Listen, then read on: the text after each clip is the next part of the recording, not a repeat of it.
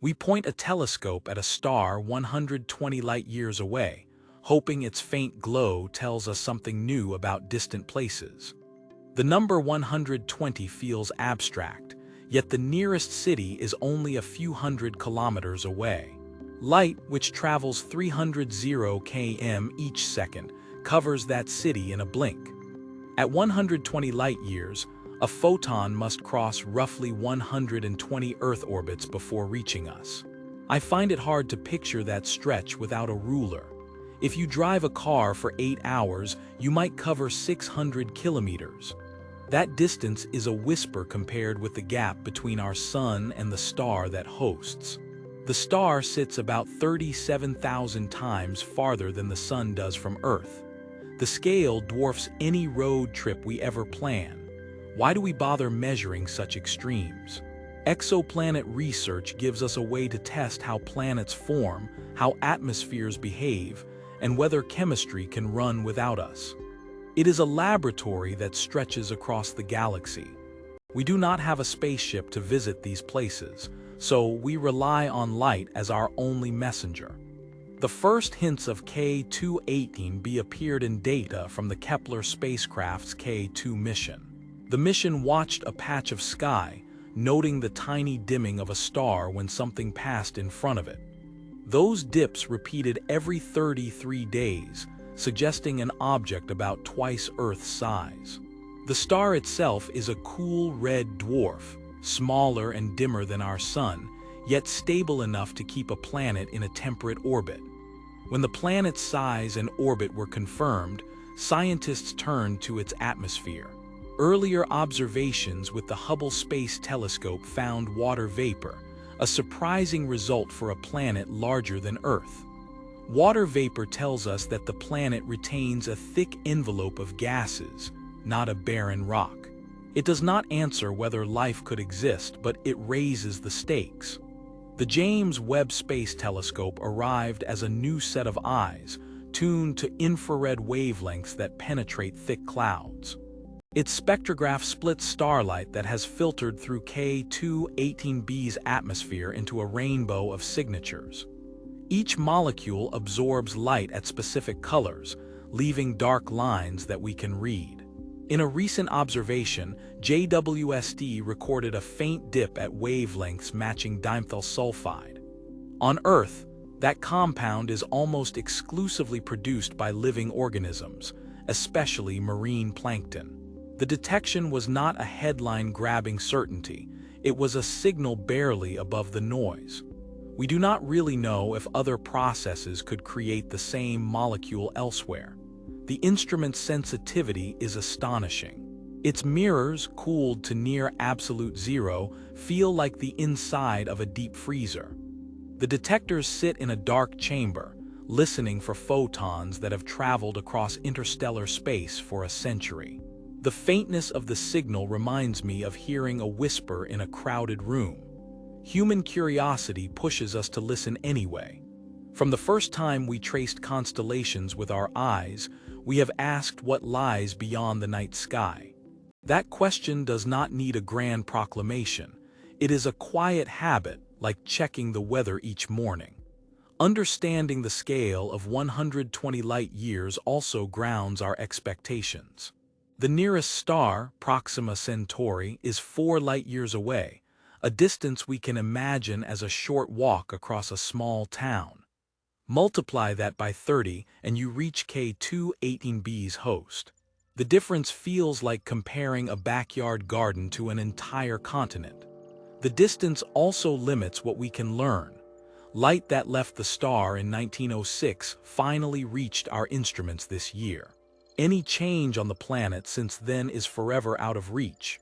We are looking at a snapshot frozen in time, not a live feed.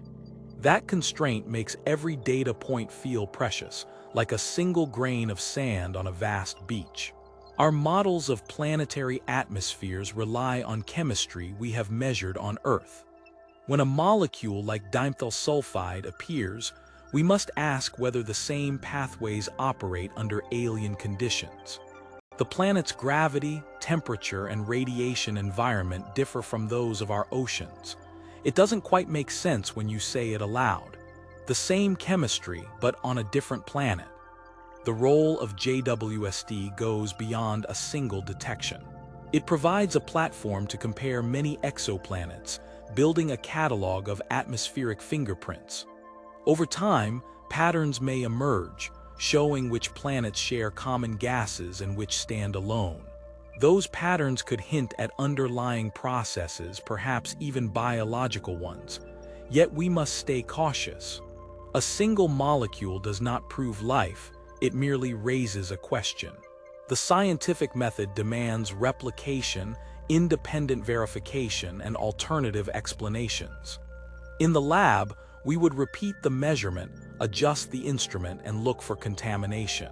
In space, we repeat observations on different nights, using different instruments when possible. The excitement surrounding stems from its position at the edge of what we can study.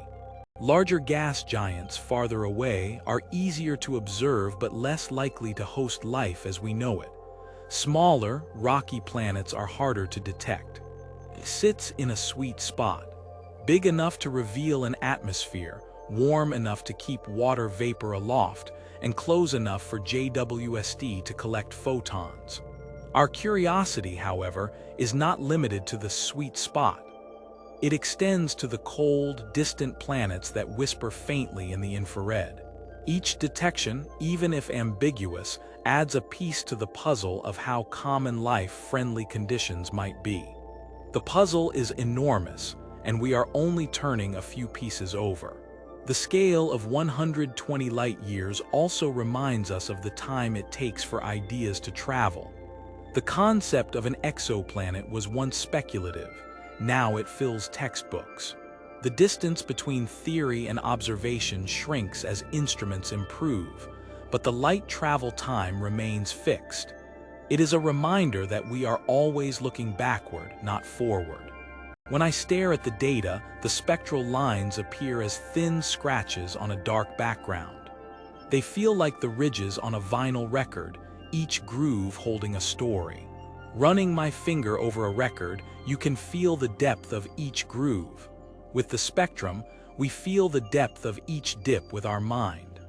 The detection of dimethyl sulfide sits on a line that dips just a fraction of a percent below the surrounding continuum. That tiny depression is the only clue we have, and it sits among many other lines from water, methane, and carbon dioxide. The pattern is a delicate balance, like a thin sheet of glass that could shatter with a breath. In the end, the chapter we are writing about is still open. The telescope continues to collect photons, the models keep adjusting, and the question lingers. I notice the faint hum of the spacecraft's cooling system, a low, steady thrum that seems to echo the patience required for this work. The star at the heart of K2-18 is a modest M dwarf, a class that makes up most of the galaxy's stellar population.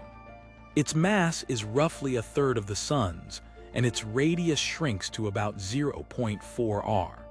Luminosity falls to a few percent of solar output, so the star glows with a cool, amber hue rather than the bright white we associate with our own star. Because the star emits so little energy, the region where liquid water could survive, what we call the habitable zone, lies much closer in. For K2-18, the zone spans roughly 0.1 to 0.2 astronomical units, a tight ring compared with Earth's 1 AU orbit. The planet we study, K2-18b, circles at about 0.15 AU, comfortably within that ring. I find it hard to picture a world bathed in such a dim, steady light, yet the calculations keep pointing there.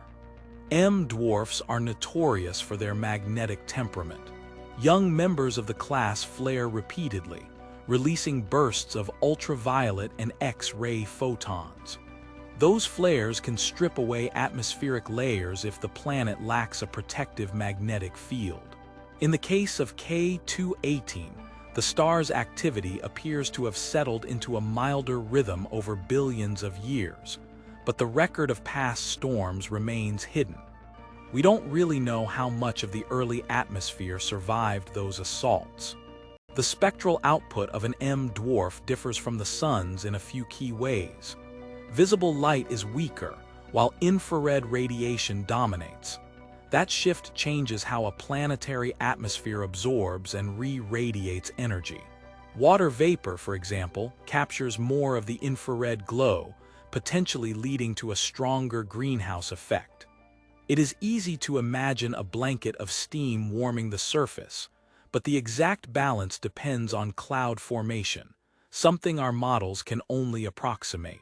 Radiation also shapes chemistry aloft. Ultraviolet photons break apart molecules, creating reactive radicals that can recombine into new compounds. On Earth, that process drives the formation of ozone, a shield for surface life. Around an M dwarf, the UV flux is lower overall but spikes during flares, producing a patchwork of photochemical zones. I sometimes wonder whether that intermittent exposure could foster exotic pathways, yet the data are sparse. K2-18b's orbit is swift. It completes a circuit in just 33 Earth days. At that distance, tidal forces from the star are substantial, pulling the planet into a synchronous rotation. One hemisphere may forever face the star, the other locked in perpetual night. Some models suggest atmospheric winds could redistribute heat, softening the temperature contrast. I can't quite picture the pattern of winds that would be required to keep the dark side from freezing solid. If the planet is indeed tidally locked, the terminator, the line between day and night, might host a narrow band of moderate conditions. That band could be a sweet spot for liquid water if the atmosphere is thick enough to transport heat. Yet the same tidal grip could also suppress planetary rotation, weakening any magnetic dynamo that protects the atmosphere from stellar wind. The trade-off feels delicate, and we lack direct measurements of the magnetic field. Comparing K2-18's influence to that of our Sun highlights a few stark contrasts. The Sun's luminosity changes only slowly over billions of years, granting Earth a relatively stable climate. In contrast, M dwarfs evolve more dramatically in their early phases, brightening by a factor of several before settling. That early brightening could have pushed the habitable zone outward, possibly moving out of the sweet spot for a time. Whether the planet's atmosphere adjusted fast enough is an open question.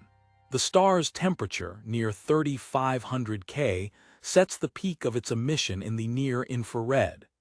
Instruments on the James Webb Space Telescope are tuned to that range, allowing us to sniff the planet's atmospheric composition during transits. The same infrared dominance means that stellar photons penetrate deeper into the atmosphere, influencing temperature gradients. It is a subtle effect, but one that can shift where clouds form and how they reflect light. Stellar wind pressure also differs. A cooler star produces a slower, less dense wind, yet the proximity of the planet amplifies the interaction. The wind can erode the upper atmosphere, especially if the planet lacks a magnetosphere. Some studies suggest that a dense, hydrogen-rich envelope could act as a shield, but we have yet to confirm its presence. I sometimes feel the data are whispering, but the whisper is too faint to follow. The metallicity of K2-18, its abundance of elements heavier than helium, appears near solar values. That suggests the protoplanetary disk from which the planet formed contained a familiar mix of building blocks. It does not guarantee that the planet's bulk composition mirrors Earth's, but it removes one variable from the habitability equation. Still, the star's low mass means its lifespan stretches far beyond the Sun's, potentially giving any life ample time to evolve, if conditions permit. Orbital eccentricity adds another layer. Current measurements place the orbit close to circular, reducing seasonal swings that could otherwise destabilize climate. A near-circular path also means the planet receives a steady flux of stellar energy, unlike the pronounced variations Earth experiences due to its modest eccentricity. The steadiness is comforting, yet it masks the underlying variability of the star itself. Atmospheric escape is a persistent concern. The planet's gravity, about twice that of Earth, can hold onto gases more tightly, but the constant bombardment of high-energy particles can still lift lighter molecules into space. Hydrogen, being light, is especially vulnerable. If the planet originally possessed a thick hydrogen envelope, it may have thinned over time, leaving behind a denser, secondary atmosphere.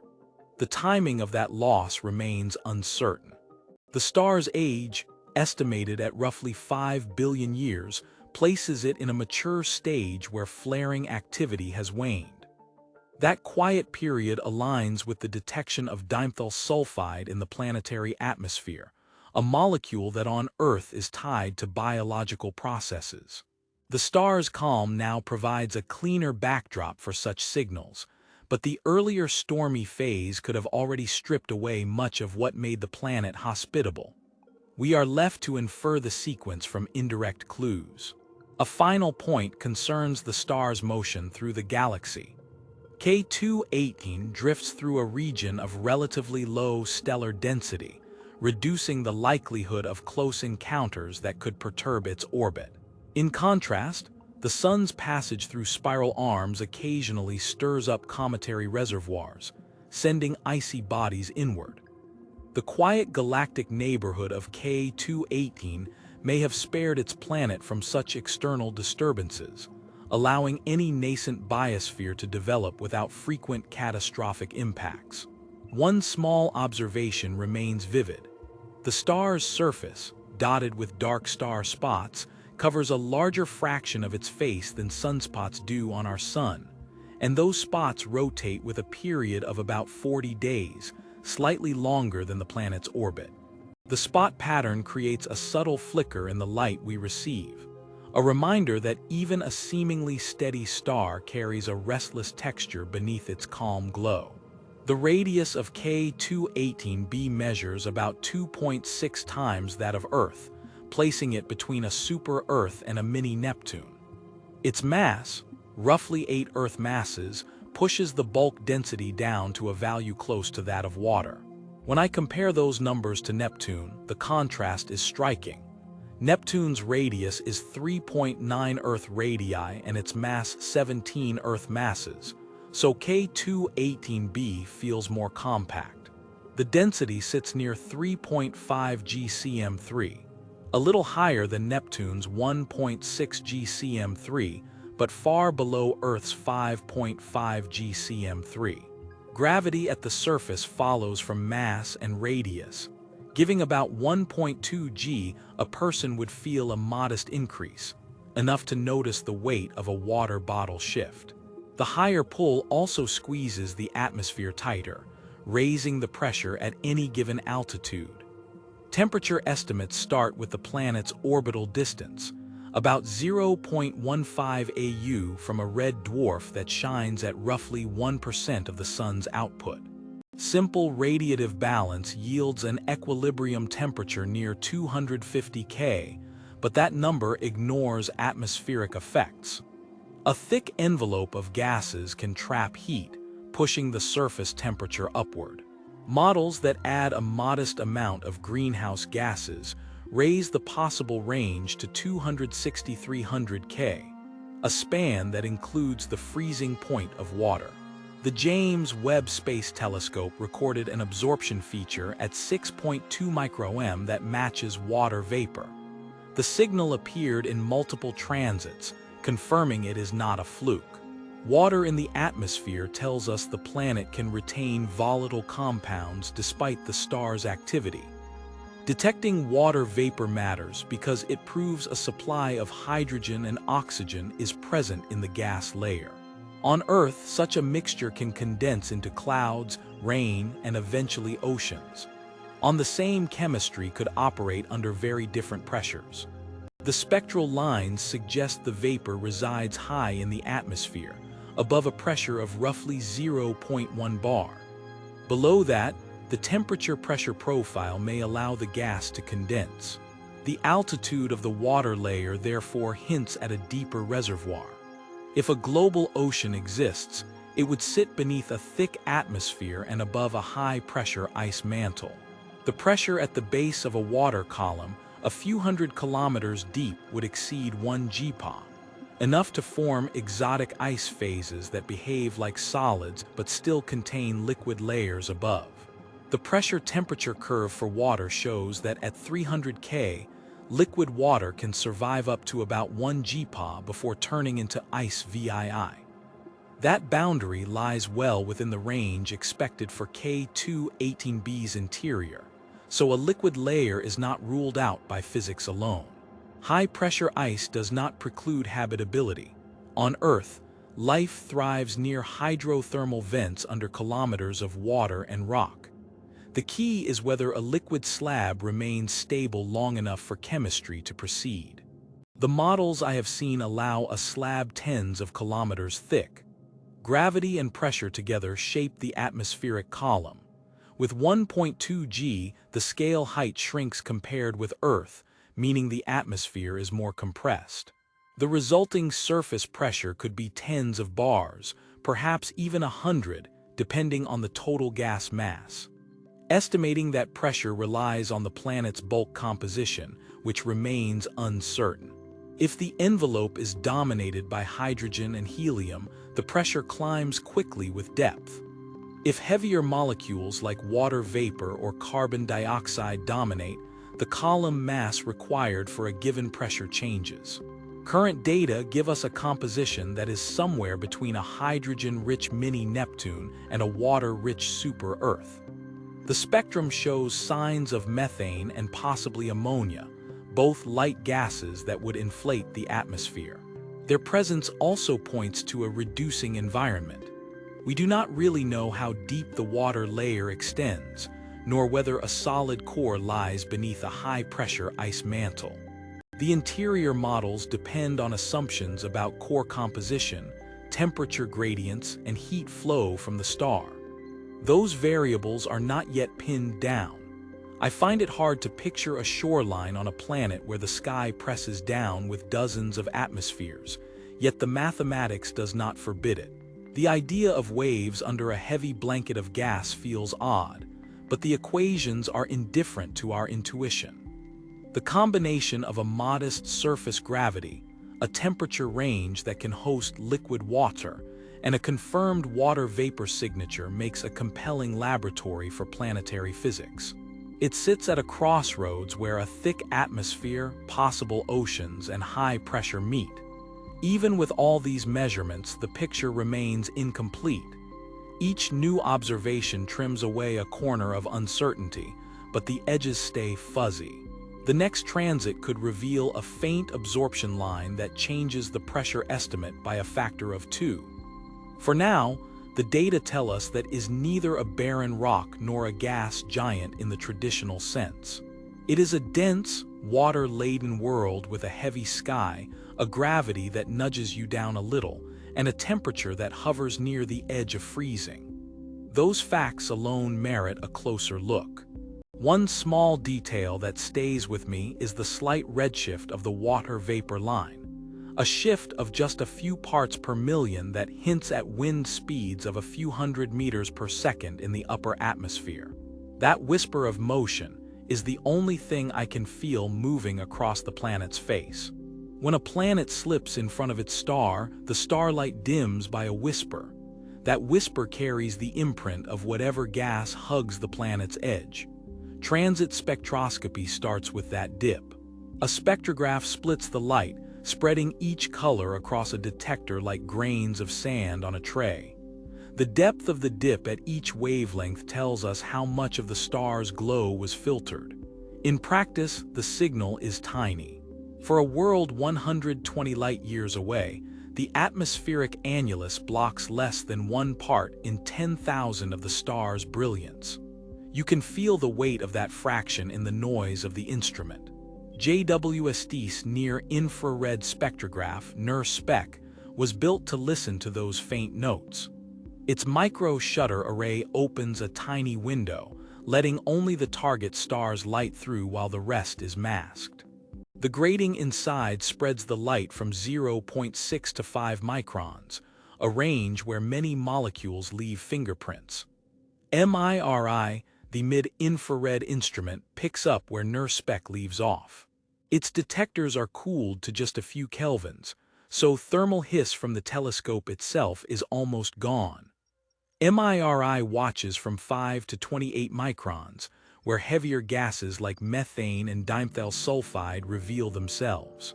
Both instruments share a common challenge: signal to noise.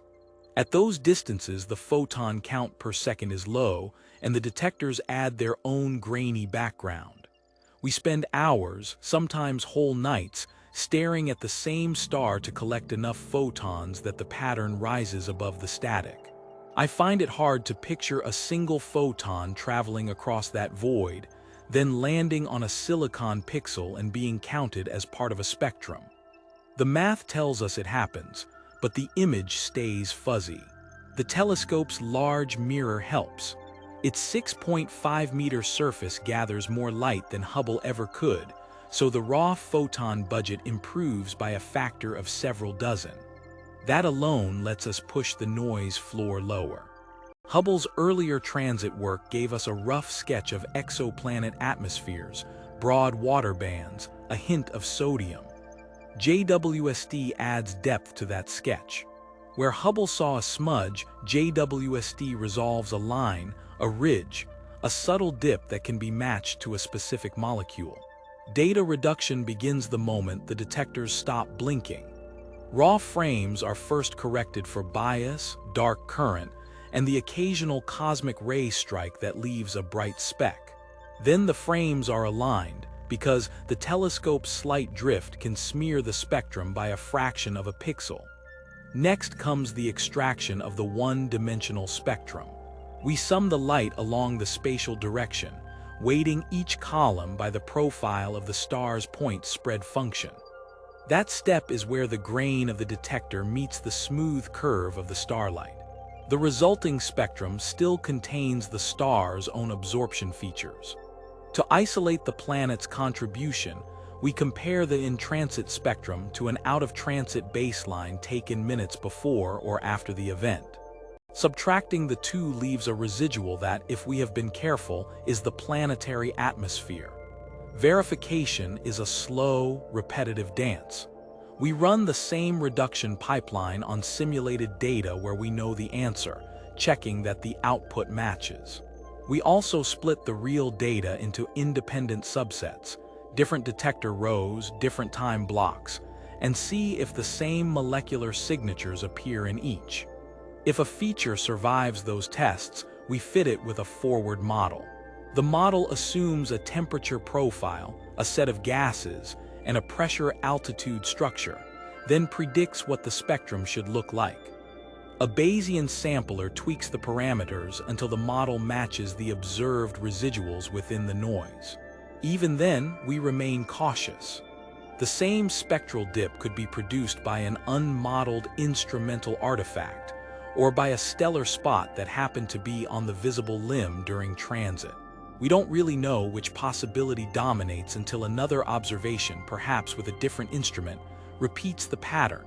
One of the most demanding parts of the analysis is accounting for correlated noise, sometimes called red noise. Unlike random photon noise, red noise sticks around across wavelengths, creating a ripple that can masquerade as a molecular band. We model that ripple with a Gaussian process, letting the data tell us how much structure belongs to the instrument rather than the planet. The final product is a set of probability distributions for each gas. For K2-18b, the dimethyl sulfide line at 3.3 microns sits just above the 1 sigma contour, a whisper that refuses to disappear when the pipeline is rerun. That whisper is what sparked the headlines. It doesn't quite make sense when you say it aloud. A molecule that on Earth is almost exclusively biological showing up on a world we have never visited. The physics of chemistry says it can be made in volcanic vents, but the abundance we infer leans toward a source that replenishes it faster than a purely geological process would. The community has begun to test that claim with independent reductions.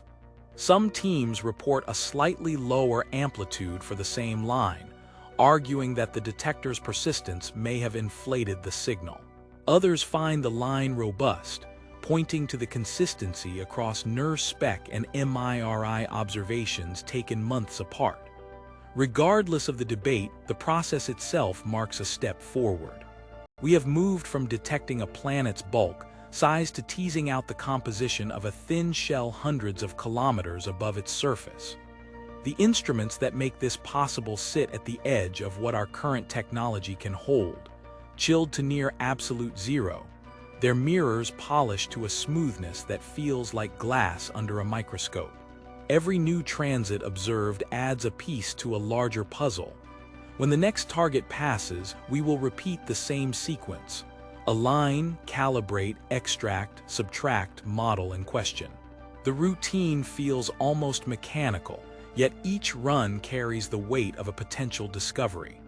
In the end, the data are just numbers on a screen, but they sit on a detector that was once warm, that now feels like a block of ice under a glove.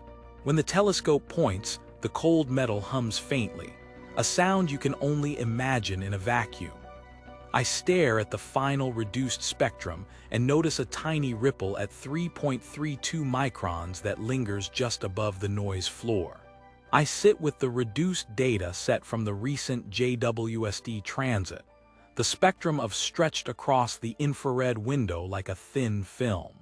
The line that caught my eye sits at 8.6 microM, a narrow dip that matches the laboratory signature of dimethyl sulfide.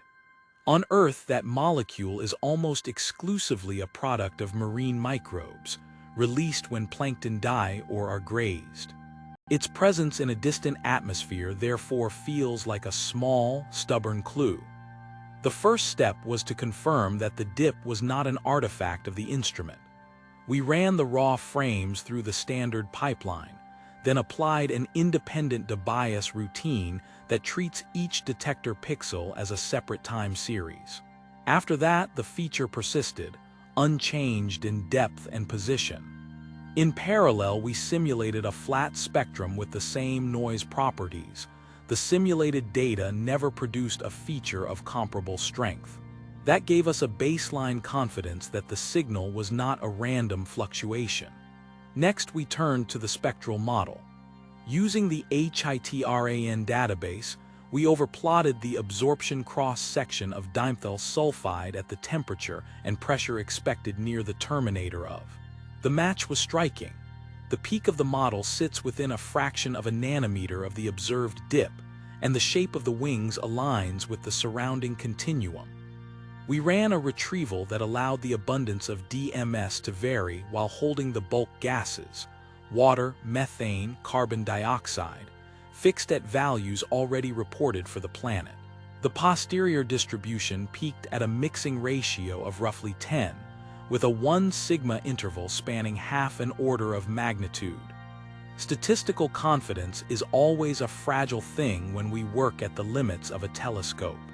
In this case, the Bayesian evidence for a model that includes DMS exceeds the evidence for a model without it by a factor of about 12. That translates to a roughly 2.5 sigma detection, not the 5 sigma we would call ironclad. I find it hard to picture how a single line could convince a skeptical community, especially when the planet's atmosphere is already known to be cloudy and heterogeneous. Still, the numbers are there and they push the discussion forward. One cannot ignore the possibility that chemistry unrelated to life could produce dimethyl sulfide under exotic conditions. On Earth, DMS can arise in small amounts from volcanic gases or from the breakdown of organosulfur compounds in the mantle. Laboratory experiments have shown that UV irradiation of simple carbon-sulfur mixtures can yield trace DMS, especially when the gas is dense and the temperature is low. If K2-18b's upper atmosphere harbors a reservoir of sulfur-rich ices, or if lightning discharges are frequent, a non-biological pathway might be viable. The models we ran included a term for photochemical production, but the required precursor abundance seemed orders of magnitude higher than what the planet's bulk composition would allow. Even with those caveats, the marine-like angle remains attractive. On Earth, dimethyl sulfide is a byproduct of the global carbon cycle, released in massive quantities by phytoplankton. It then oxidizes to sulfate aerosols, which influence cloud formation and surface temperature. If a similar feedback loop exists on K2-18b, the planet could maintain a temperate climate despite receiving only a fraction of the stellar flux that Earth does. The detection of water vapor and a modest amount of methane already hints at a reducing environment. Adding DMS to the mix suggests a surface or ocean where chemistry is actively cycling. Our retrieval also hinted at a slight offset in the line's central wavelength, a shift of about 0.02 microM toward the red. That could be a Doppler signature of wind patterns, or it could simply be a residual calibration error. I don't really know which, and I don't think the data are precise enough to decide. The point is that even small details can carry weight when we are trying to read a planet's atmospheric diary from light years away. If we entertain the biological interpretation, the next question is scale. A mixing ratio of 10 corresponds to a surface flux comparable to a few hundred kilograms per year on Earth, a modest amount for a global biosphere, but not negligible. It would require a community of microorganisms large enough to sustain that output, perhaps living in a shallow sea or a network of subsurface brines. The temperature profile inferred from the transit suggests a temperate region near the terminator, where liquid water could exist if pressure is high enough. That region would be the most plausible niche for a DMS-producing ecosystem. We also ran a sensitivity test. If we artificially increase the cloud opacity in the model, the DMS line becomes harder to detect, disappearing into the noise at a cloud deck higher than about 0.5 bar. Conversely, a clearer atmosphere sharpens the feature, raising the detection confidence to above 3 sigma. This tells us that the current observation is a delicate balance between cloud cover and molecular abundance. It also means that a future observation with a longer integration time or a different viewing geometry could either confirm the signal or wash it out.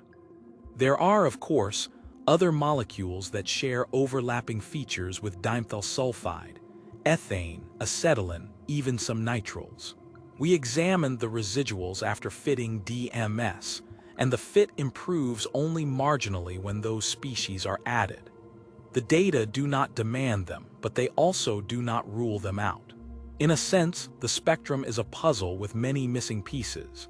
DMS is the first piece that seems to fit, but the picture remains incomplete. One practical concern is the reliability of the line list for DMS at the temperatures we expect on K2-18b, which could be several hundred Kelvin higher than the laboratory measurements. The absorption strength may shift, or new rotational branches could appear. We consulted the latest high-temperature spectroscopic database, which extends up to 500 K, and the line positions remain within the uncertainties of our measurement. Still, we don't really know how the molecule behaves at 800 K, a temperature some models place at the planet's lower atmosphere. That gap in laboratory data adds another layer of uncertainty. In the end, the detection sits in a gray zone between excitement and caution.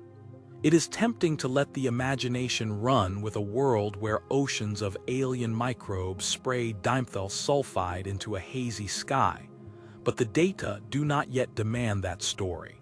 The measured abundance, the statistical weight, the potential abiotic routes, all of them must be weighed together, like a set of scales that never quite balance. I keep returning to the line itself, a thin notch in a sea of photons, and I notice how its depth changes by a few parts per million when the model includes a modest wind shear. That tiny variation reminds me that even the smallest motions on a distant world can leave a trace we can read, if we listen closely enough. The spectrograph shows a faint ripple at 8.6 microM, and for a moment the instrument feels less like a cold detector and more like a quiet recorder of something alive. The spectrum from K2-18b arrived as a thin line of light, stretched across the detector like a cold filament. I stared at the faint dip that matched dimethyl sulfide, a molecule whose earthly cousins are produced almost exclusively by living cells. The signal was barely above the noise, but the pattern was unmistakable enough to set the lab notebook aside and start asking the right questions. First, I reminded myself that sulfur chemistry can masquerade. Volcanic outgassing on a rocky world can release hydrogen sulfide, which photochemistry can convert into dimethyl sulfide under the right temperature and radiation. In a thick atmosphere, collisions between radicals can also stitch together methyl groups without any biology involved. Those routes are well-known false positive scenarios, and they must be weighed against the data before we let excitement dictate the interpretation. The next step was to look at the surrounding gases. The same spectrum showed a modest amount of methane and a trace of oxygen-related features that were far from Earth-like levels. On Earth today, DMS is produced in a sea of oxygen, but in the Archean Eon the atmosphere was largely anoxic, and microbes still managed to churn out sulfur compounds. That comparison suggests that a low-oxygen, methane-rich environment does not automatically rule out biology. It merely reshapes the chemical pathways that could be active. To make sense of the mixture, we applied a framework that treats each molecule as a piece of a larger puzzle. The method assigns a credibility score based on how many independent lines of evidence point toward a biological source. In this case, DMS alone scores low because of the volcanic alternative, but when paired with methane that appears out of equilibrium with carbon dioxide, the combined score rises. The framework does not claim certainty. It only highlights where the balance of probabilities tilts. Interdisciplinary modeling became our next tool. Chemists built a network of reactions that could run in a hydrogen-rich envelope, while climate modelers fed in temperature profiles derived from the planet's insolation. Biologists contributed rates of microbial DMS production under varying oxygen pressures. The models converged on a narrow band of conditions where the observed DMS could persist without being quickly destroyed by ultraviolet photons. Those conditions required a modest greenhouse effect, enough to keep the lower atmosphere warm, but not so hot that DMS would thermally decompose. Even with the models, uncertainty lingered. I find it hard to picture a planet where volcanic sulfur and microbial DMS produce exactly the same spectral signature, especially when the surface pressure is unknown. The instruments cannot tell us whether the gas is layered high up or mixed through the whole column. That ignorance forces us to keep the false positive door ajar. One useful comparison comes from Earth's own history. Around 2 billion years ago, the oceans were teeming with cyanobacteria that released DMS as a byproduct of sulfur metabolism. The atmosphere then contained just enough oxygen to create a faint ozone layer, enough to shield some DMS from immediate photolysis. If K2-18b mirrors that stage, the detection could be a sign of a biosphere that has not yet oxygenated its sky. The analogy is tempting, but we must remember that Earth's tectonic activity, ocean chemistry, and stellar output were all different. The parallel is illustrative, not definitive. The credibility framework also asks whether the observed gases are in chemical equilibrium.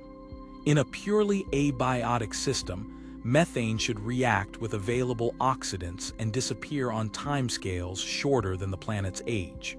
The presence of methane alongside DMS, both of which are relatively reactive, hints at a continuous replenishment source.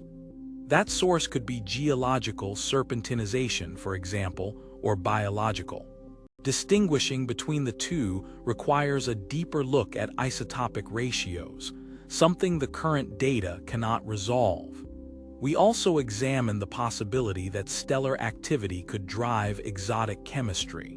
K2-18's host star is an M dwarf, known for flares that flood its planets with high-energy photons. Those flares can break apart water and drive sulfur cycles that are absent on calmer stars.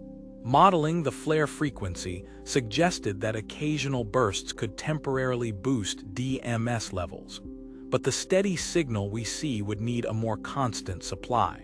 That observation nudges the interpretation back toward a persistent process, whether life or long-lived volcanism.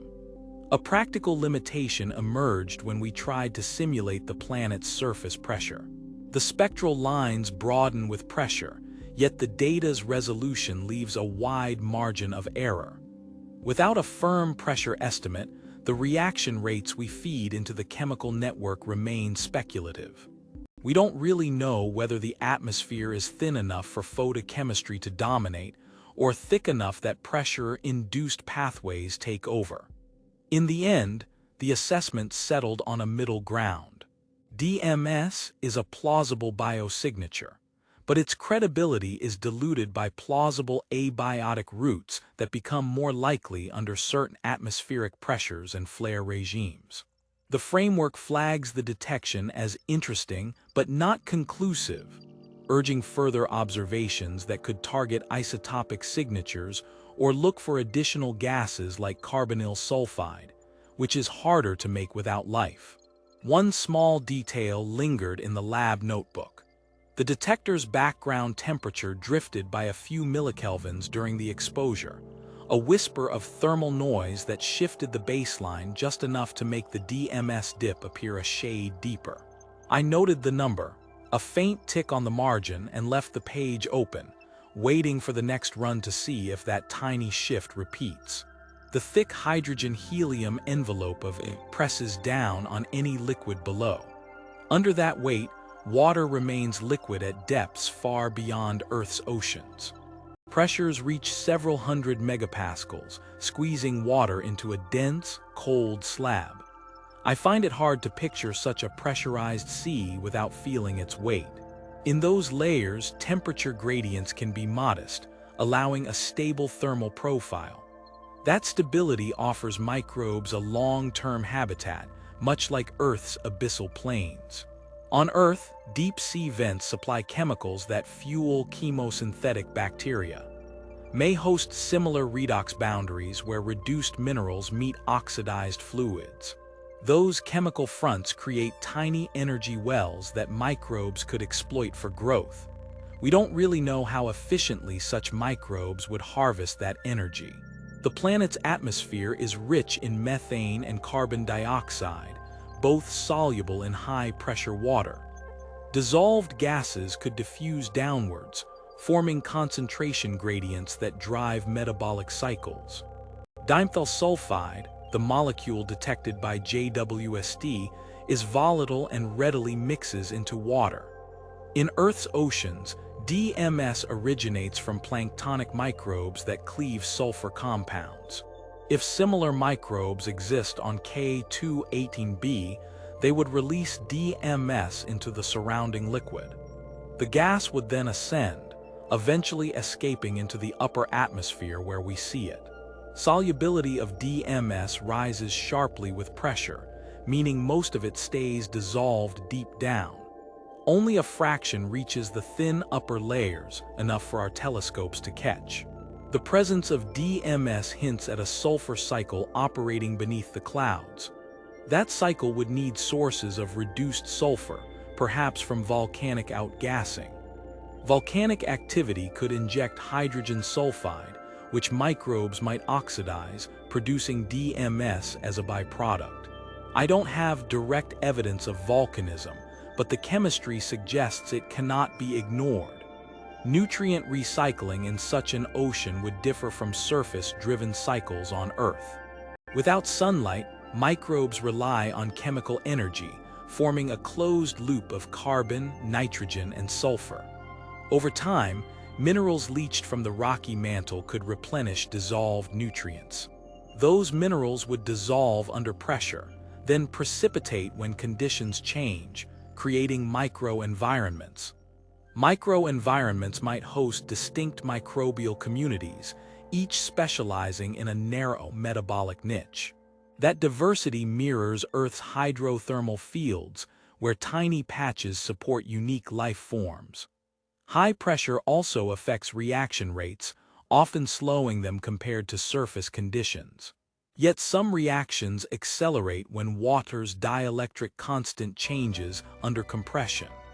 The altered dielectric environment could make electron transfer between molecules more efficient.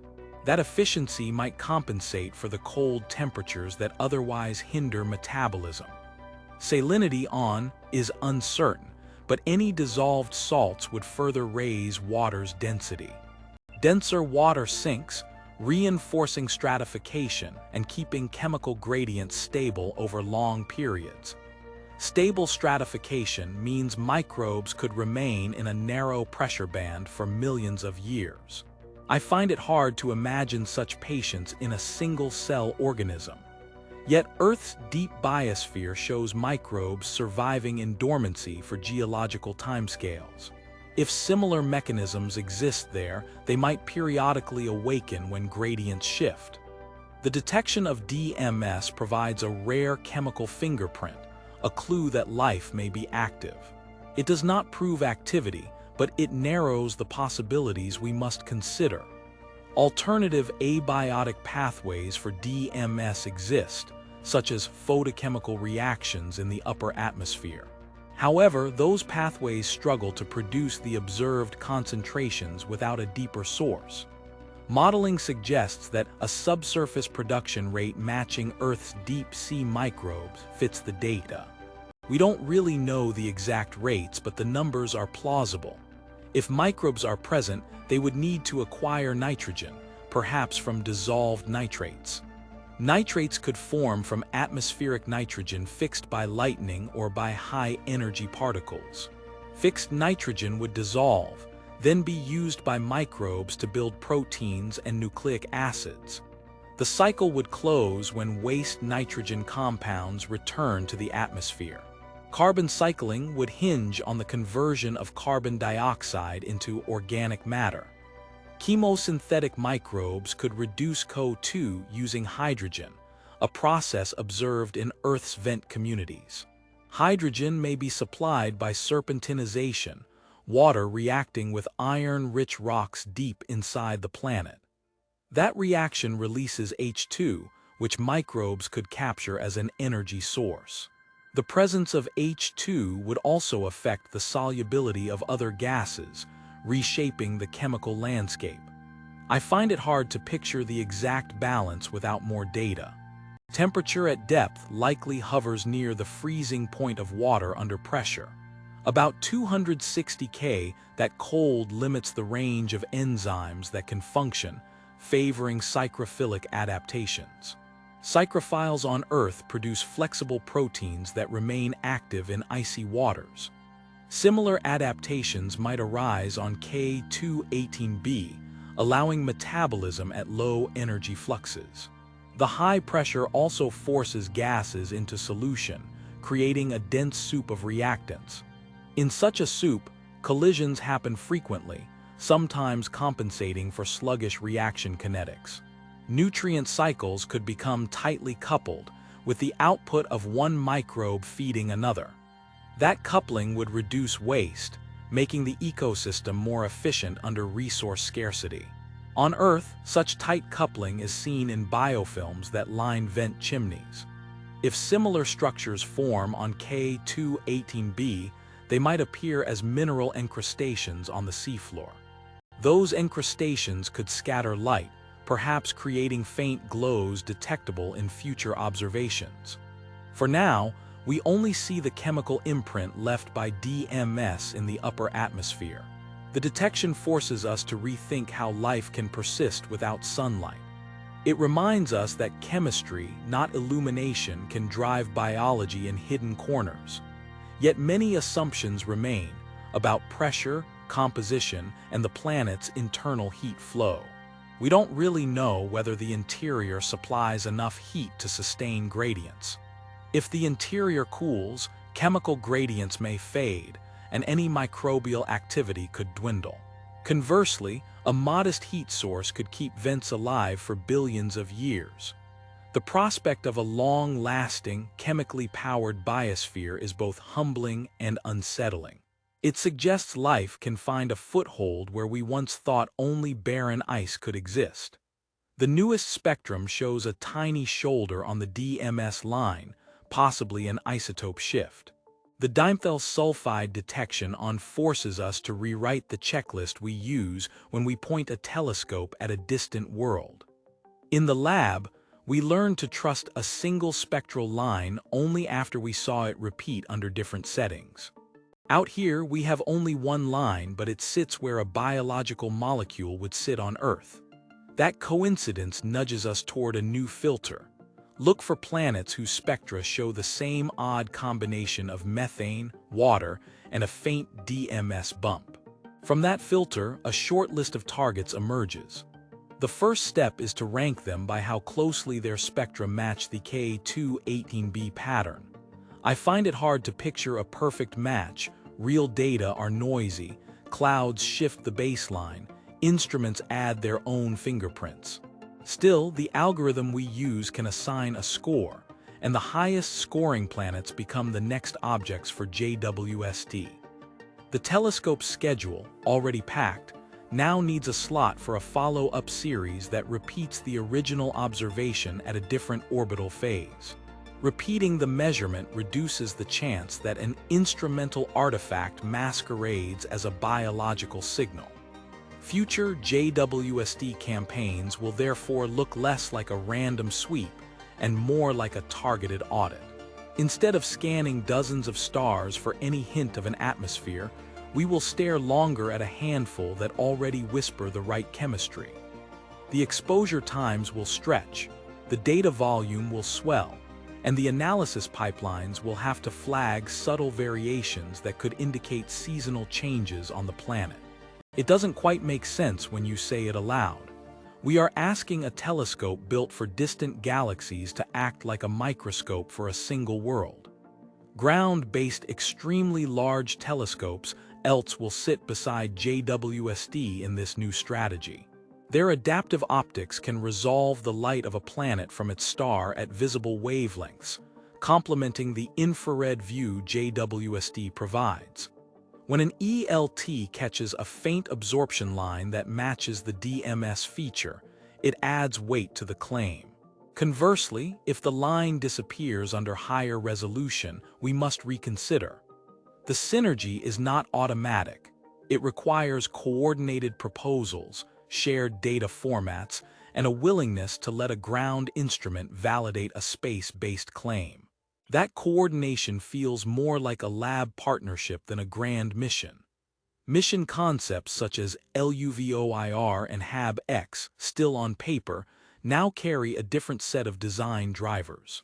Earlier drafts emphasized imaging Earth-sized planets in reflected light, assuming we would first need to see a surface. After K2-18b, the priority shifts toward spectrographs capable of detecting weak organic molecules in transmission.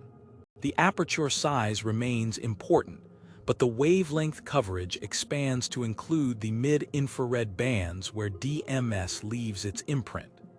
Designers must balance the desire for a large coronagraph with the need for a high-resolution spectrograph, a trade-off that will shape the final architecture. The cultural ripple extends beyond engineering. When a molecule tied to life on Earth appears elsewhere, the conversation moves from "Are we alone?" to "What does it mean that life's chemistry repeats?"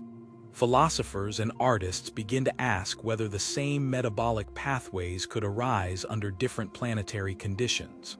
The public, accustomed to headlines about possible life, now receives a more measured report. A molecule, a probability, a set of assumptions. That subtle shift may calm the hype, but it also leaves room for imagination to fill the gaps we cannot yet measure. In practice, the new search strategy will be iterative. A candidate planet is observed, a spectrum is recorded, a model is fitted, and the result either raises the score or drops it. The model includes temperature, cloud opacity, and gas mixing ratios, all parameters we can only guess at without a surface probe. We don't really know how many false positives a DMS-like line could produce. Volcanic activity, for example, might generate similar signatures under exotic conditions. Each iteration therefore carries a built-in uncertainty that we must acknowledge rather than hide. The shift also changes how we allocate funding. Grants that once supported broad surveys may be redirected toward deeper, longer observations of a few promising worlds. That reallocation feels uncomfortable for some colleagues whose work depends on large-scale data sets. Yet the potential payoff, a robust biosignature, justifies the risk. The community will need to negotiate how to balance the desire for breadth with the need for depth. A conversation that will play out at conferences and in grant panels over the next few years. Even the way we write proposals will evolve. Instead of listing dozens of target stars, a proposal will focus on a single system, describing the prior detection, the planned repeat observations, and the contingency plan if the line proves spurious. The narrative becomes more like a case study than a survey plan. Review panels will look for that continuity, for evidence that the team can follow a signal from first detection through verification. Finally, there is a small, concrete detail that keeps me grounded when the larger picture feels overwhelming. The faint hiss of the detector cooling system as it reaches 40 Kelvin, the way the readout electronics tick in a rhythm that matches the exposure cycle. That sound, barely audible over the lab's air conditioning, reminds me that every data point we trust is born from a physical process we can touch, even if the planet itself remains light years away. The next set of observations will lean on what we already have, a handful of transits that hinted at dimethyl sulfide. First, we will repeat those measurements, watching the planet slip in front of its star again and again. Each pass adds a thin line to a growing ledger, and the ledger tells us whether the first signal was a fluke or a repeatable pattern. I find it hard to picture how many nights of staring at a faint dip will be needed before the noise settles into something we can trust. Beyond simply watching the same wavelength range, we plan to stretch our view into the mid-infrared. That region of light carries the fingerprints of molecules that stay silent at shorter wavelengths. By opening that window, we hope to catch traces of methane, carbon dioxide, maybe even ammonia, all of which would sharpen the picture of the planet's chemistry. The instruments will have to cool deeper. The detectors will sit at temperatures that feel like the inside of a freezer, and the data will arrive in a slower, more deliberate stream. High-resolution spectroscopy is the next logical step. Instead of a broad brush that paints a vague color, we will use a fine-toothed comb that separates each spectral line. That level of detail can reveal the pressure of the atmosphere, the speed of winds, and subtle shifts that indicate the presence of additional gases. The technique is demanding. It asks the telescope to hold the star's light steady while the planet moves, a task that feels like trying to balance a feather on a trembling hand. The software that turns raw detector counts into spectra is also getting an upgrade. The current pipelines were written for a first generation of observations, and they sometimes smooth over quirks that matter for a faint signal. Planned revisions will keep more of the original photon statistics, flagging anomalies that earlier versions would discard. It's a modest change, but when you are hunting for a molecule that appears only in a handful of photons, every retained count counts. All these steps sit on a longer roadmap aimed at detecting biosignatures on worlds beyond our sun. The plan sketches a sequence. Confirm the initial detection, broaden the spectral coverage, sharpen the resolution, then move to a statistical sample of similar planets. It is not a single sprint. It is a series of measured runs, each building on the last. We don't really know how many planets will fit the same pattern, or whether K2-18b is an outlier. The roadmap leaves room for surprises, and that is intentional. In practice, repeating transits will require coordination across multiple observation windows. The star's orbit and Earth's position dictate when the planet can be caught. Some windows are short, a few hours, and the telescope must be ready to point, settle, and start recording without hesitation. The cadence of those windows will shape how quickly the data set grows, and any missed opportunity will push the timeline further out. Mid-infrared observations will lean on a newer instrument module that was installed during the last servicing mission. That module's detectors respond to longer wavelengths with a different kind of noise, a faint hiss that can be mistaken for a real signal if not treated carefully. The team plans to characterize that background by staring at empty patches of sky, letting the instrument speak its own language before it listens to the star. It feels a bit like tuning a radio before you try to hear a distant station. When we move to high-resolution work, the telescope will use a grating that spreads the light into many narrow slices. Each slice must be calibrated against a laboratory standard, a lamp that glows at known frequencies. The calibration process is labor-intensive. It involves swapping lamps, checking temperature stability, and recording minute shifts. I sometimes wonder whether the effort will be worth the extra detail, but the chemistry of a distant atmosphere does not wait for our convenience. The pipeline upgrades will also introduce a new flagging system for cosmic ray hits. Those high-energy particles punch through the detector, leaving bright specks that can masquerade as spectral features. The updated code will mark those spots automatically, allowing scientists to ignore them without manual inspection. It's a small convenience, yet it reduces the chance that a stray pixel will be misread as dimethyl sulfide. Looking further ahead, the roadmap includes a phase where we will compare to a small cohort of super-Earths orbiting similar stars. The idea is to see whether the same molecules appear across multiple worlds, or whether each planet tells a unique story. That comparative step will need a catalog of targets, each with its own set of observations, and the community is already assembling that list.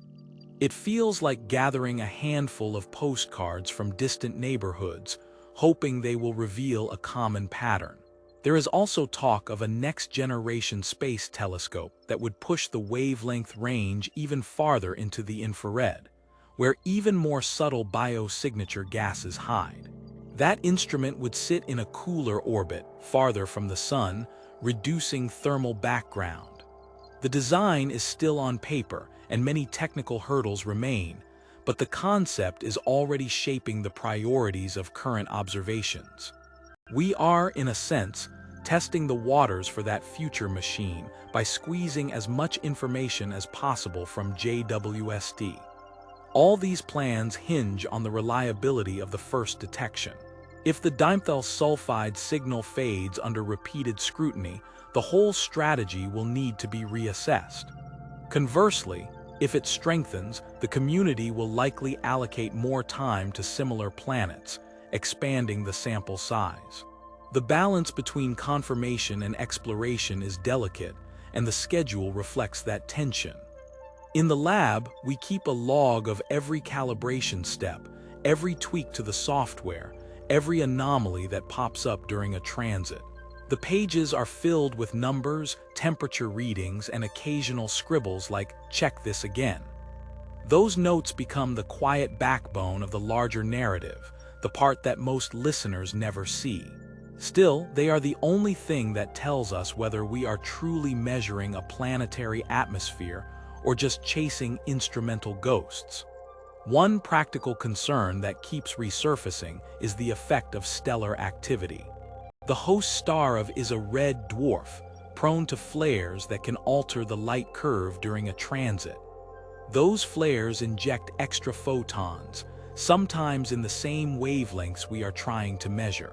The team plans to monitor the star's activity with a dedicated photometer, recording any outbursts that coincide with a transit. That data will be subtracted from the planetary signal, a process that feels a bit like cleaning a stained window to see the view beyond. The final piece of the roadmap is a set of criteria for what counts as a biosignature detection. The community is drafting thresholds for signal-to-noise ratios, for the coexistence of certain gases, and for the statistical confidence required before a claim can be published. Those guidelines will be applied not just to, but to any future candidate, creating a common language for the field. It is a modest step toward order, but the field has been chaotic for a while. As we line up the next observations, the telescope's mirrors sit cold and still, reflecting a faint star that has traveled over 100 light years. The instrument's detectors wait, humming softly in the vacuum, ready to catch the next whisper of light that might tell us more about that distant world. A stray dust particle drifts across the aperture, momentarily dimming the signal, and the software flags it as an anomaly. The quiet correction passes unnoticed, except for the log entry that notes the particle's brief intrusion. The data from sit on the screen like a thin line of light, a reminder that our instruments can reach past the familiar glare of the sun. I stare at the numbers, feeling the weight of a planet 120 light-years away, and wonder how a molecule so tied to Earth-bound life could appear there. Human history stretches over a few 100,000 years, yet the distances we now discuss span billions of kilometers. When I try to picture that scale, the numbers blur, and I find it hard to picture a single breath of air traveling across that gulf. Time stretches similarly. The light we received left the planet when our ancestors were still carving stone tools.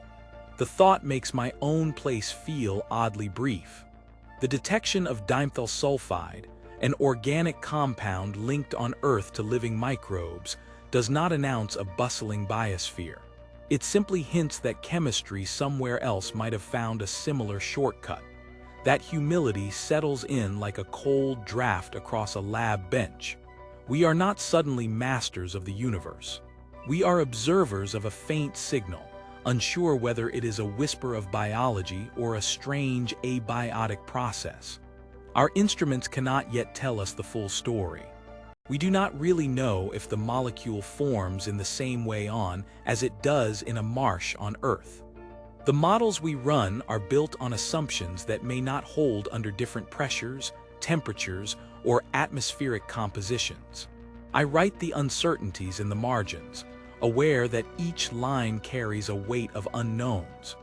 Even with those doubts, the notion of life beyond our solar system reshapes how we think about our own existence. It forces us to ask whether the drive to understand, to catalog, to name, is rooted in something deeper than mere curiosity. The line between science and philosophy thins, and imagination steps in, filling the gaps that data cannot yet bridge. When I look at the spectra, I see more than numbers. I see a potential connection between distant chemistry and the fragile ecosystems we tend here. That connection feels like a quiet thread, pulling together disciplines that usually sit in separate rooms. Astronomers, chemists, ethicists, and storytellers all find themselves drawn toward the same faint signal. The idea of other living systems also nudges us to reconsider the future of interstellar exploration. We have already sent probes across the solar system, and now the ambition to reach another star system feels less like fantasy and more like a distant, though still tentative, plan. The engineering challenges remain massive: propulsion, power, communication. But the motivation is no longer just scientific, it is also existential. I often wonder how future generations will interpret this moment. Will they see it as a turning point or as a footnote in a longer story? The answer may rest on whether we can turn the hint of dimethyl sulfide into a clearer picture of an ecosystem, however alien. That would require new telescopes, new missions, and perhaps new ways of thinking about data. For now, the observation sits in a repository, waiting for better resolution, for a different angle, for a fresh model. It is a reminder that knowledge builds slowly, layer by layer, like sediment in a lake. Each new measurement adds a thin slice, and the picture becomes only marginally clearer. In the quiet of the control room, the hum of the cooling fans feels almost like a background chorus to these thoughts. I am reminded of the simple fact that we are still listening, still recording, still asking. That persistence feels like a small, stubborn pulse against the vast silence of space. There is a certain humility in watching a distant planet's atmosphere change with each orbit, as if the planet itself were breathing. We cannot step onto its surface, cannot feel its wind, cannot taste its rain. All we have are photons, filtered through layers of gas, arriving after a journey that took more than a century. The notion that life might have arisen under conditions so different from ours pushes the boundaries of what we consider possible. It suggests that the chemistry of life is not a singular event tied to a single set of circumstances, but perhaps a pattern that can repeat under the right pressures and temperatures. That idea expands the imagination, yet it also warns against assuming our Earth-centric view is universal. Science, philosophy, and imagination have always intersected when we confront the unknown. The detection of a molecule associated with life forces each of those fields to speak louder. The lab notebook records the data. The philosopher asks what it means. The storyteller sketches worlds that might exist beyond our reach. Together, they keep the conversation alive. Looking ahead, the next steps may involve larger mirrors, more sensitive spectrometers, or even a fleet of tiny probes launched toward nearby stars. The engineering will be daunting, the timelines long, the budget stretched. But the seed planted by a faint spectral line may grow into a whole new branch of exploration, one that reaches beyond the sun's familiar glow. I sometimes feel that the most honest answer we can give now is simply that we do not know. The signal is there, the interpretation is tentative, the implications are vast. Accepting that uncertainty feels both unsettling and oddly freeing. It reminds me that the universe does not bend to our desire for certainty. It simply exists, indifferent, waiting to be observed. When the night sky clears over the desert observatory, the stars appear as cold points of light, each a reminder of distances we have yet to cross. One of those points is K2-18b, a distant dot that has already whispered something back to us. I watch the telescope's mirror settle, the faint glow of the planet's atmosphere captured for a moment, and notice a speck of dust drifting across the lens. The dust settles, leaving the image unchanged, as if the universe itself had paused to let us look a little longer.